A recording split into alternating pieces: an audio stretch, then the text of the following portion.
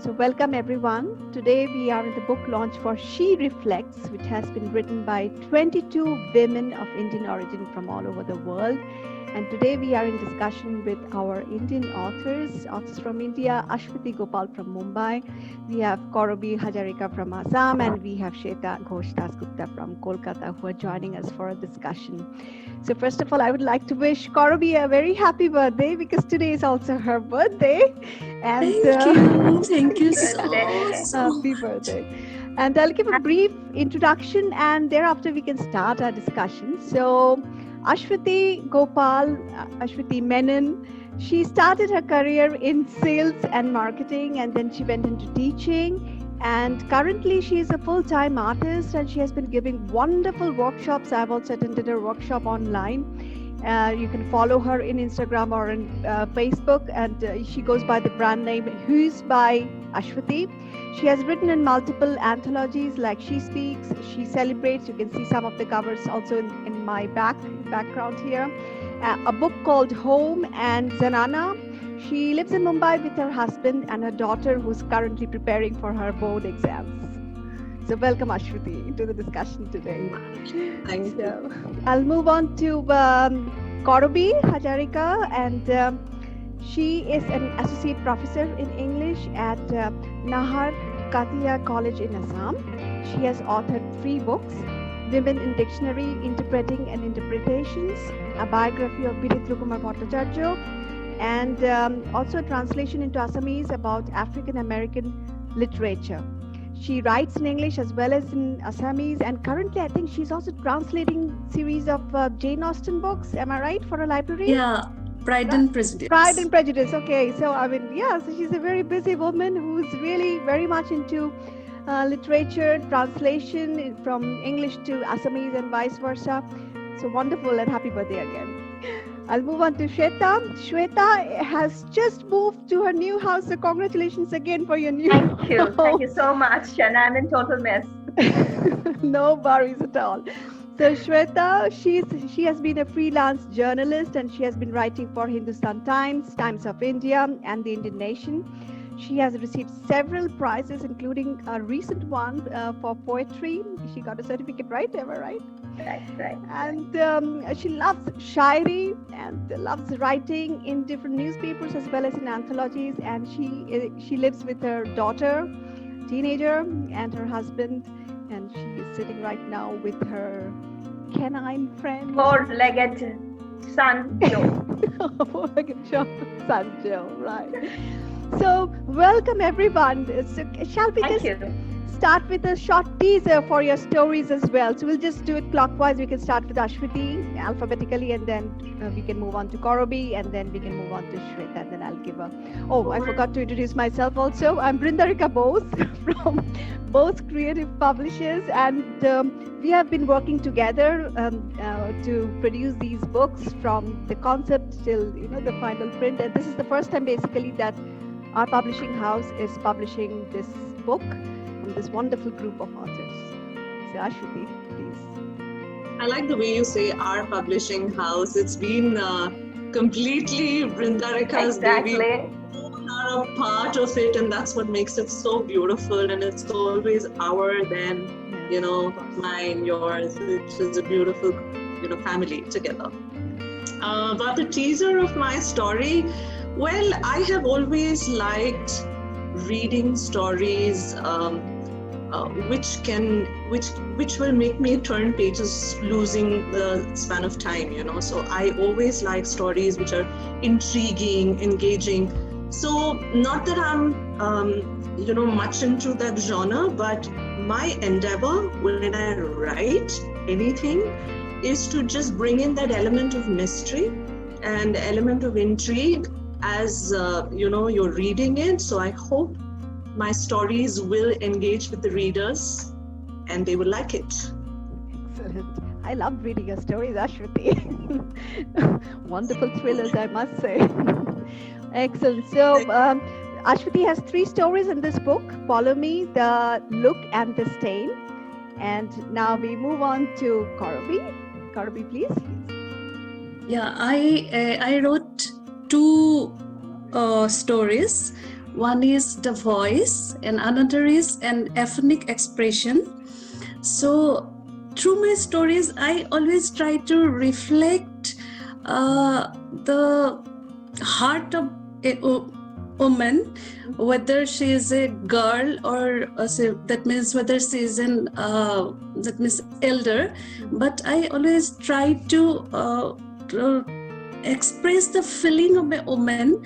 That means I live in a rural place, so I used to experience some kind of thing. That means where I work, the most of my students are below poverty line, most of the students, and I used to work with them. So I tried to, through my voice, the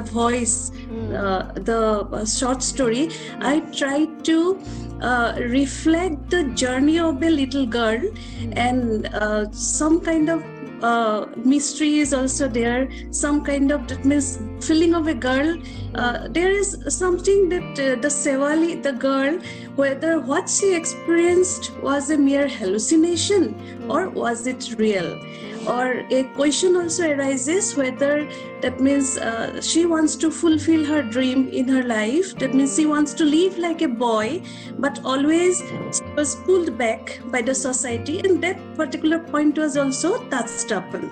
Wonderful. And another one is an ethnic expression, and actually it is about a married woman. She was forced to get married, but she doesn't want to give up her career, and on her journey actually she sometimes feel a kind of guilt. That means that happens in our life also. That means sometimes a kind of guilt that I am not properly taking care of my child or something like that. But sometimes we must also realize that expectation is not on our part only. Our children also look up to us. For them also, a mother may be a superwoman or superhero. So Very that well. these points are upon in my stories. That's excellent. Actually, you also reminded me of your last story, because you were talking about the local influence, right? In your last story, and she celebrates, it's also about Ras. So it's also a festival that you are very much involved in from your region. So that this is also what I would just like to chip in, that our book is about. We bring in the local flavor. I mean, we don't have as such people who are writing 24 hours. We work in different fields, we have our lives, full life, but we bring in this local flavor from wherever we are. The voices we are hearing, we are observing, experiencing, that comes into a story somehow, right? Yeah, I tried to actually reflect the Assamese rural society, and about Brahmaputra, what is Brahmaputra, Very nice. That means all those things actually. Wonderful. We move on to Shweta. Shweta, could you also give us a teaser about your stories? You have a very topical story there. Yes, I do have two stories, but I'd like to talk about Shades of Grey. Am I audible? Yes, you are. Yeah. The question of the century. Am I audible? So, hello. Yes, we can hear you, Shweta. Please continue. I think got paused. No, the image is paused, but we can hear you. Yeah. So we were just discussing with Shweta. So Shweta, would you please give us a teaser about your stories that you have in this book, She Reflects? Sure. Thank you, Brinda. Actually, I have two stories. I'll talk about Shades of Grey, which is my take on a group of friends in their midlife. So they're talking about, well, first let me say that this conversation, 75% is a real conversation between friends who meet over lunch. And it is at times hilarious, sarcastic, laced with little jealousy, if I may say so.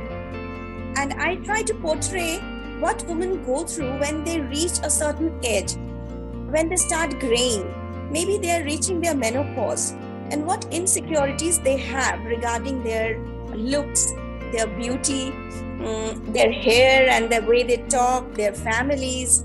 So this is my take on this, and it is called Shades of Grey. And why I write this is like, I like to observe people. Whenever I talk, I meet people, I like observing them, and I have always picked up my stories from in and around myself. And through them, I like to reach my women friends, my women folk, so that, sometimes they learn a lot. Questions like which we cannot ask in person maybe are answered when we sit in a group. So this is about shades of gray. And tell us about your second story, which is very much on a very topical, the laborer. Yeah. The second one is called The Laborer. Yes. We know it has been a very difficult year for us. It still is for the COVID-19. And so I picked up this story of mine. I have a istiri wala, the iron wala called Rama Shankar, who comes to our society, and he has been a part of this society for so very many years. Suddenly one day he came and he was not allowed to enter the society, so he begged the main security wala to just connect him to few of his old people he's working for many years. So he said that I spoke to my wife over the phone, and Didi ji 3 दिन से कुछ खाया नहीं है. So it gives me goosebumps right now. और 2 साल की मेरी एक बेटी है. I have a 2 years old daughter whom I have not met for a year or so, because he usually goes to his village in Chapra for once a year. So we tried to pull in money and we gave Rama Shankar whatever we could. But Rama Shankar couldn't reach his village in Chapra because we know the reason. So this gave me the idea, and slowly I started noticing other laborers. They were stuck up in my society because we were having some external works being done. So they used to stay together, talk together every evening. They hello, sun pa rahi ho, like they were talking to their families and all that. So this gave me the idea of writing a story about the laborer, and eventually what goes inside their mind. They also have a family, they have a feeling, they too feel, like what is happening, cannot meet their wife, their children for over a year. And when you, when with such a grim situation, it becomes so difficult for them. Very true. In fact, your story in She Speaks also had a similar storyline, right? So you have been giving voice to the labor. Yes, absolutely. Because I remember, I'll just take a minute. Like Korobi said that she has always been trying to write from stories in and around her, giving locals their voice. So I belong to from Bihar, and a very small sleepy Bihar town called Darbhanga, which is quite famous for its medical college in Darbhanga Maharaj Ranjit Singh. Yes, absolutely. Yes. And my very first story that I wrote, called Fula, was a real girl in sense. She was my house help. And Fula, when I wrote, that established me eventually as a writer, was I gave voice to Fula. She was forced to get married at the age of 11.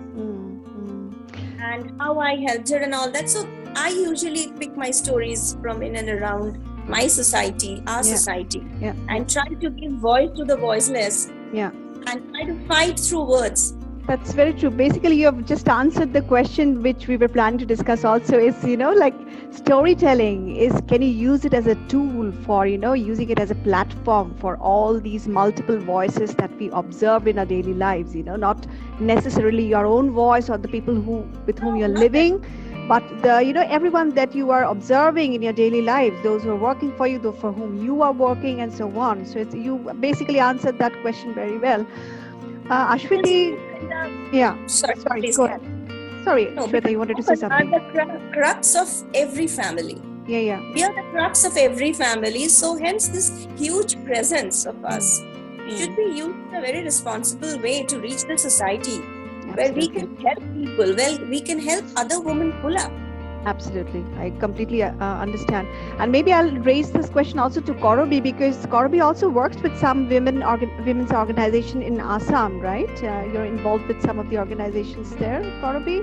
So- Yeah. Right? So what do you think? I mean, what are the other creative ways that you think is a good way of, raising awareness about these different problems that we have, or women face in their day-to-day lives? Actually, I personally feel, it is my completely personal view, Mhm. that pain is the only way through which we can actually touch the heart of people, and we can reach people. And I think women's voice need to be heard, so that world can also realize and understand that they too have lot more to say. And we have to use our creative skills, especially because dharna never works properly actually. So when you use your pen, your creative skill, nobody can actually come and suppress you. So if you go and go for dharna or something like that, Yes. so political pressure, something, many things may come. Yeah. But your pain is the thing through which Yeah. you can express yourself. You can express the experience of other women, Other people as well. other people, and that means that is the best way I feel. And I Yeah. personally feel I am actually, from morning to evening, I am busy with my college and all, but still in the evening, if I do not take my pen, I can't sleep properly at night. So it's your sleeping something- pill. Yes, sleeping pill. Actually, some pent up feelings are there, Very sufferings true. are It's a there. very good outlet. Yes, Yeah, very true. so it's very a true. good outlet actually. I feel that is the good thing. And that means another thing is that this tradition of storytelling is the root of actually oral literature. So in ancient times, our grandmas used to tell their stories to Yes. their children, and these were transmitted from one generation to another, and through which actually we can find out the status of women, the condition of economic condition, everything. So storytelling is something which can that means work Which reflects our actually. society in a way. So reflect the society. Yeah. our book's title is, I think, very appropriate. She reflects, and and as you can, definitely. as you can see in the cover, we have 3 generations of women: a child, her mother, and her grandmother, all sitting in front of Ganga. So in this book, basically, we have 43 stories divided into 3 different sections based on roughly the age of the protagonist. We have Bhagirathi, which is the earlier age, then we have Olokanando, which is the middle age, and then we have Ganga, which is the senior age that we have tried to depict through this book. Ashwati, I'll get back to you. I mean, you have been part of this anthology project that we have been doing since the last 3 years, not only contributing with your stories, but contacting the printer, chasing this and that. And for this book, you were the lead coordinator also. It's a huge task. So for our audience, just to let you know, it takes almost a year for all of us to come together and publish this book. So this is not we just sit and write and know it. The stories are reviewed, they are revised, and a lot of effort goes into it. Ashwati, please tell me about your experience, or what you feel, or what we are doing with this book, basically. I mean, just your sides. Well, I would like to say, first of all, I think the goal of this group as such, or the endeavor of this project is to, through storytelling as a medium, we want to achieve, correct me if I'm wrong, Brinda, and if I'm deviating, but these are my thoughts, that we are trying to achieve a positive impact, influence the society in a very positive way, influential way. And what better medium than storytelling? Like Korobi said, it has been an ancestral methodology, and it holds so good even today. In fact, many of us are aware that even businesses, corporates are adopting storytelling as a strategy tool to reach out their commodities, products, or anything through storytelling.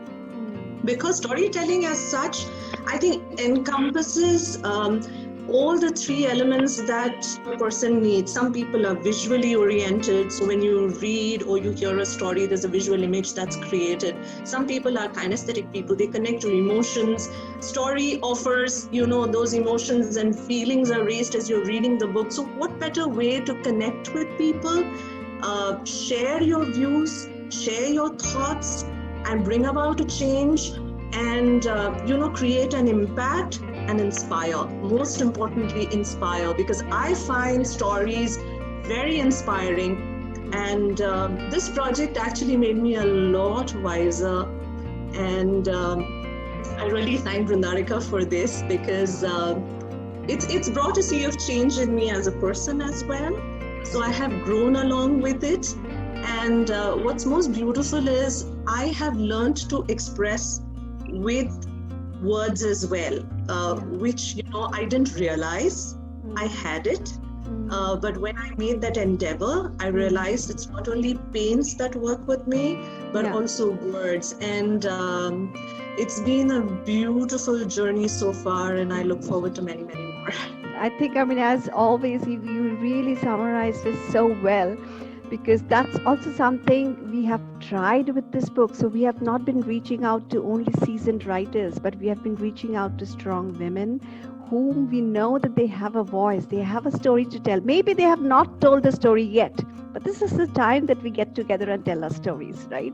So each of you, we have in this book even journalists. They have been reporting on factual, like if you watch our last video, which was, we were talking to a journalist from UAE, and she was also mentioning that, I keep on writing reports and so on for newspapers. It doesn't take me any time. But when you ask me to write about a story, I really don't know from where I should start, So, but story writing is an entirely different skill, and like every creative skill, it needs to be, you need to give it time honed, exactly. And then that's how you get better at it.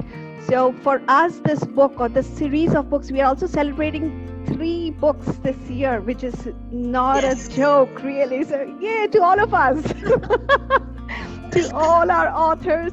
We have authors from New Zealand, we have authors from Australia, and of course India, from the US, from Europe, and it's amazing how these women are coming together. We are inspiring each other. Something I don't know, I'm learning from you. You something that you don't know, you're learning from the other person. So it's really amazing what we are doing. Anything else you think, or any insight, Shweta, you would like to add upon? Yes, I would definitely like to add upon another very important point, which I keep forgetting, so I have written it down. So, like we all live in a modern society.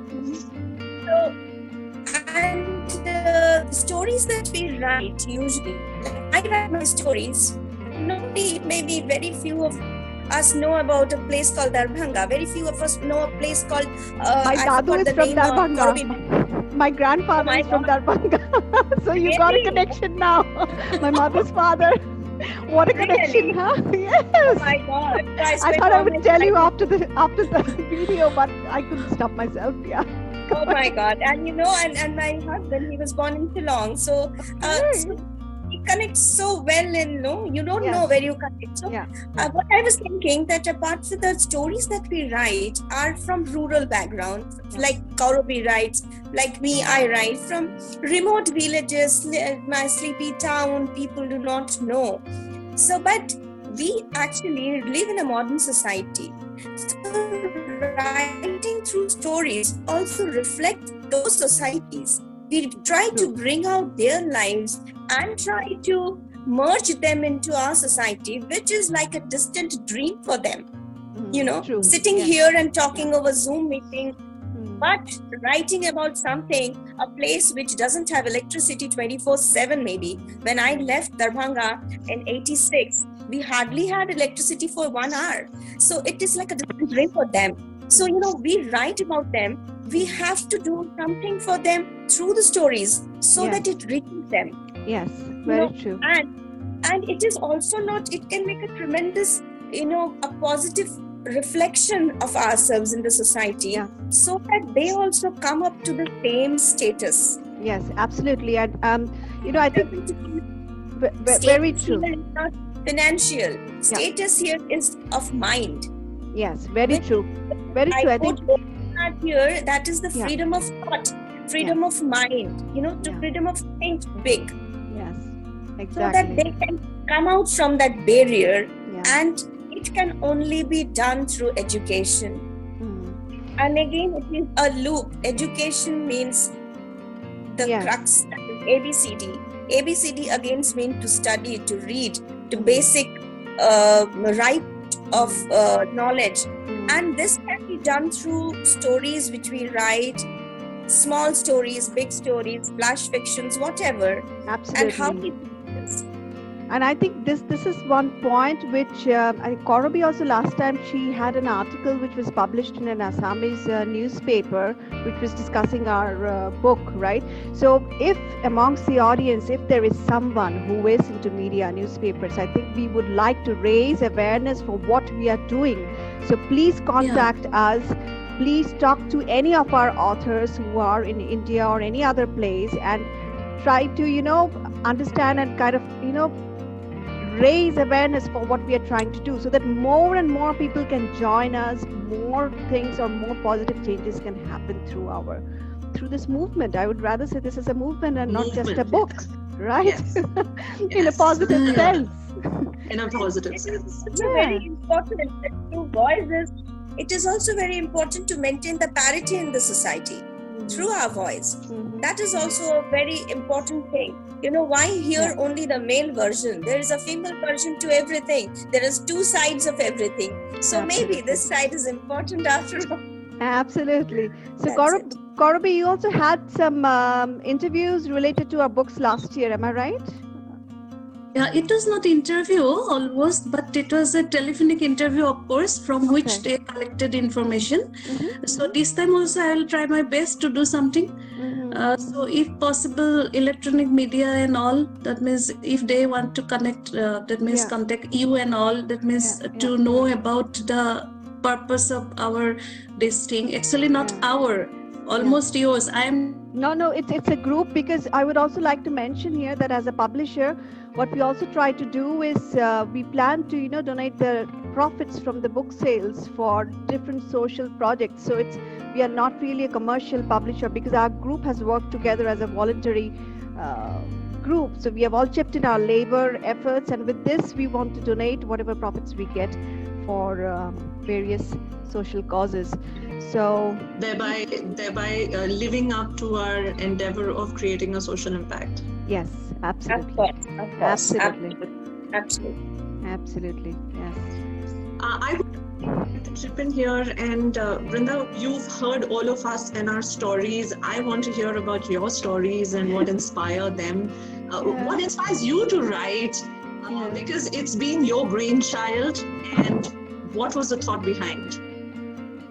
Well, when I published my first book, Swiss Masala, in 2018, thank you, Ashwati, for asking me. Always you have been behind me, my friends, all of you.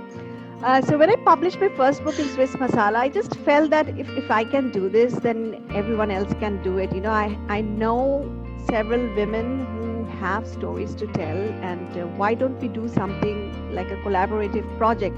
Because success is never individual. Success is really successful only when we are together, I feel. So that's when I just contacted some friends from Switzerland first, and then we spread out. We contacted some other friends whom we knew who write well or who would love to write, and so on. And that's how we came up with She Speaks, right? And so She Speaks is a collection of short stories again. And the second book, we had a theme for that, festivals. Now, if we talk about raising awareness. So we raised awareness for so many festivals in this book. She celebrates, and not just festivals, we even have recipes for each festival in this book, and also sketches. So it's really a special book. A lot of commercial publishers, they publicize their books more, they have more book reads and so on, but because of the pandemic, we were not able to go out or reach out too much. So we really hope that our audience can they will find our books in Amazon, of course, and please buy our books in Kindle, in electronic bookstores, as well as every other bookstore if you want a copy. If you don't get a copy from your country, you can always contact us. And She Reflects is also a very special collection about a topic / fiction, which is generally not, it's not that common. There are not many books on this. So we always try to come up with a new topic. We have joint decisions. So this book or this series of books, they are really, special projects. So Ashwati, I have not replied your question still. I was talking about. No, I want to know about your stories. I know. I get so excited Yeah. So I have 3 stories. Sita's Vacation. So I would like to know what went into your mind when you wrote Sita's Vacation. Oh, Sita's Vacation was in She Speaks. Oh my God. I see a Sita in many women actually. And Sita's Vacation in She Speaks, it is about a woman who wants to get back to her career, and she feels bound by, the chores or different kind of duties sometimes, which are good, but there's a lack of inspiration if you're always looking or waiting for someone to inspire you. It's high time when women take control. It was a wonderful story, and that was the first one which I read. Oh, that's thank you very much. So that was basically the storyline that women need to take control of their own happiness, their own. If something happens wrong, also then you take control of it and not always, look at someone else to inspire you. So in this book, I have 3 stories. One is Bhagirathi, the last story in the book. Basically, it's about a child who is being born. So you have to read it to know what happens. Oh yes. she's still in her mother's. She's still in her mother's womb, and she's thinking. So that's Bhagirathi. Then in the middle section, I have Alokananda's Heidiland. It's more or less similar to Sita's Vacation from She Speaks, where this woman, she used to love writing, and then she's sitting in Heidiland in Switzerland. And I was there last year, and I felt so inspired by the panoramic beauty. And I've tried to bring in that and talking about a little bit about Johanna Spiri, who wrote Heidi. And the last story, Padma Goes Online, is about a retired lady. She's 65 plus, and she generally we have this idea that men or women above a certain age are not net savvy or internet savvy. So her husband encourages her to learn computers even after that age, and then she goes online and she does things online. And what she does online, you have to really read the book and know. So Padma Goes Online is that story. So Ashwati, I hope I have replied to you. Nice. Thank you. Nice. I'm waiting. I have my favorite. And Brinda is not only good with her words, she is brilliant with her brushes. Oh no, I just try. I mean, like all of you have several hobbies and several strengths, and this is one of my outlets as well, painting. And I must say that it's outstanding, especially your Madhubani paintings, the folk arts one.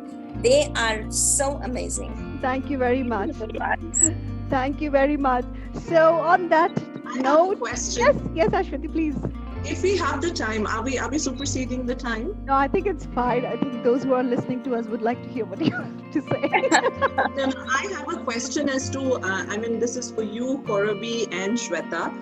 When we write, we are entering into the mind of our protagonist and writing the thoughts. And as Shweta said, she likes to observe, and some of our works are total fiction.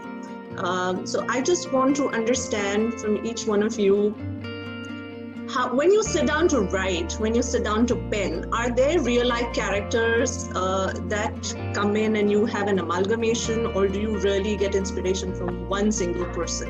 Or is it an amalgamation of characters? I'll start with Kaurabi because she says she likes to get into the minds of people and write their thoughts. So Kaurabi, I'm really keen because I like to do that. So I'm just trying to learn here. Yeah, thank you. Actually, I sometimes pick real life characters sometimes. Okay. And I put some fiction. That means it is a amalgamation of fact and fiction. Okay. So generally I try to pick up some real characters so that I can, operate it in a proper way.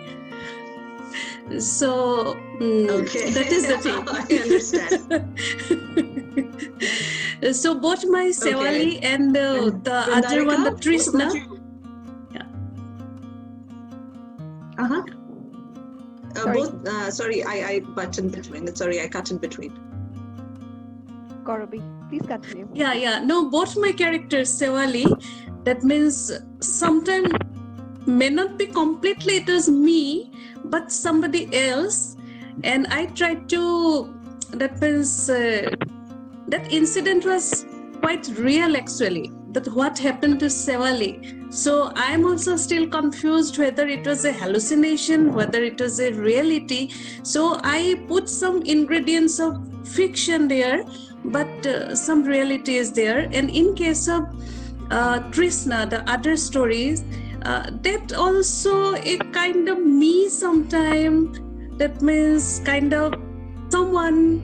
And even in my story in the Ras festival, what I wrote in She Celebrates, and the girl was also someone I knew.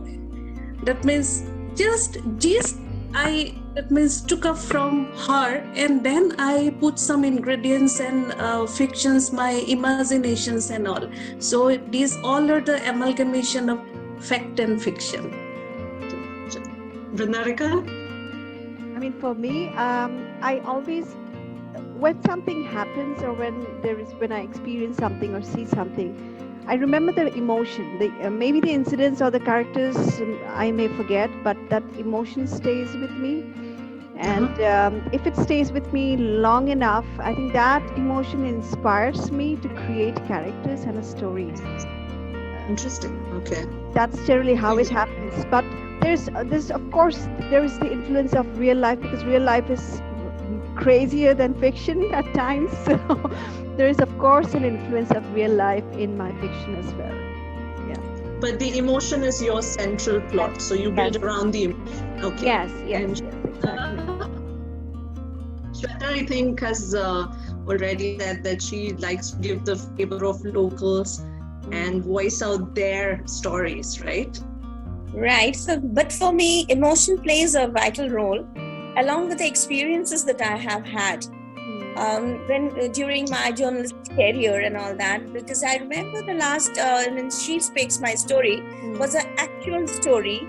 I took the privilege to just change the names and everything, but everything was actually right. Same goes with my stories in the Shades of Grey.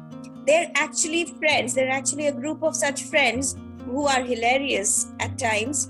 And, I just try to, like I said, 75% of the conversation that is into the story, goes into the story, is real. And of course, you have to take that opportunity to change few things, the name, the place and all. But for me, if an incident touches me and it keeps coming back to me, I think I take it as a sign just to pen them down with a different little bit of twist and turn. So experience and emotion goes hand by hand here. What about you, Ashwati? What inspires you to write a story? For me, I like to dwell in the minds of people. So what inspires me, a particular incident or something that I have witnessed. It could be as simple as I have witnessed while traveling. A fleeting moment could come out as a story. But then I like, most of my stories or writings will have what goes in the mind. So it's more of the thoughts that come out rather than the incident in completion. So I have observed that about myself, that it's a lot of mind talk that comes out. So I think I just wanted to understand through these questions as to how each person writes and what is the central focus point and things like that. Thank you for your views. Thank you for your shares. Wonderful. The question. Yeah, and I hope this conversation and this discussion will inspire other women as well as men to also start or pick up the pen or pick up your cursor and start penning stories. So on that note, thank you very much. Please do get your copy of She Reflects, She Celebrates, as well as She Speaks from Amazon or any Kindle store, any online store. see you again. Thank you very much. Bye, Ashwati. Thank Bye, you. Kaustubh. Thank you. Bye, Thank you so Shweta. much. Love talking Thank to you. you. Thank you so Ciao. much. Ciao, ciao. Bye.